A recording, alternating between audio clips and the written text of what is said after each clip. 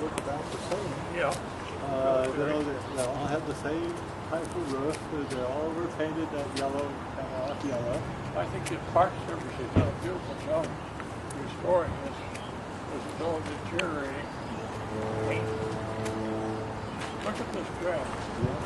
I came with my father in about 1930 over here. He was going in business, and he was with the Army, and this was an Army base. Everything was Army at that time. It was before the Golden Gate Bridge, and you had to take a boat to get over here. Years ago, we fished at the base of the Golden Gate Bridge, right where the water at the entrance there. So,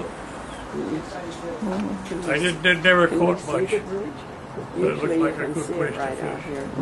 I caught a few fish.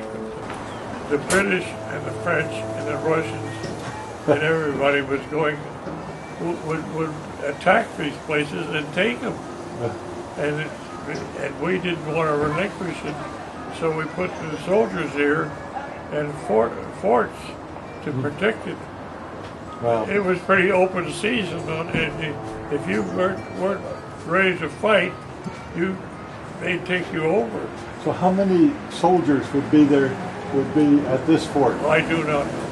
Typically, 100 or so? But another aspect of this whole thing is during the Civil War, 1860, somewhere in there they stopped using the old cannonball that they learned from rifling in the cannons, and it doubled the range and increased the accuracy.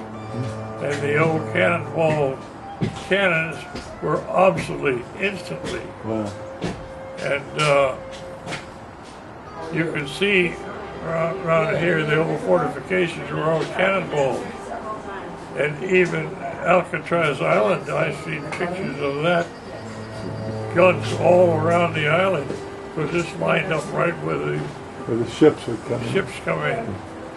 And somebody told me the story that they wanted to have a contest of hitting a target out in the bay with cannonballs. Wow. And they fired all day long and never hit it. Wow. Because the cannonball, it doesn't have an accuracy at all. It just goes out there and just goes kerplunk. Yeah. And kerplunk. Yeah. And so anyway, that it revolutionized artillery. Yeah. Now we'll see the old gun emplacements around here.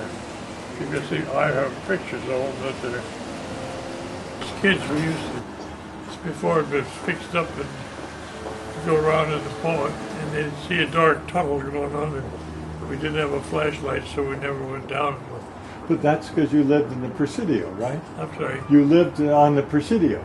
Yeah, I lived on the Presidio. So you 1935. From 1935? Yeah, that's when my father retired. Ah, so you lived there for how long?